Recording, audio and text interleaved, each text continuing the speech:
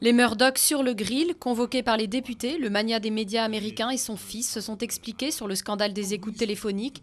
Le patron de News Corp, qui s'est senti plus humble que jamais, a réfuté être l'ultime responsable des pratiques du quotidien News of the World.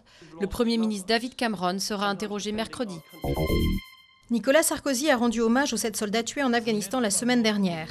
Devant le gouvernement au grand complet et de nombreux élus de tous bords, le chef de l'État a exalté leur sacrifice et justifié la présence française en Afghanistan. 70 soldats français sont morts depuis le début de l'intervention française en 2001.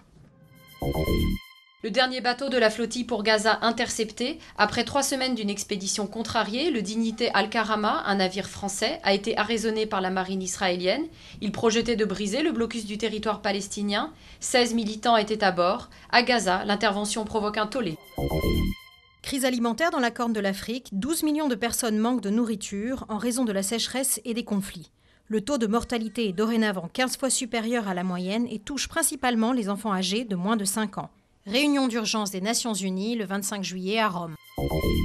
La magie de Michel Oslo revient sur les écrans en 3D. Le père de Kirikou et d'Azuré Asmar passe au théâtre d'ombre et de relief. Ces contes de la nuit nous emmènent dans un cinéma abandonné où 2 enfants et un vieux maître se retrouvent chaque soir pour inventer des histoires. Oh oui, faisons une vraie féerie.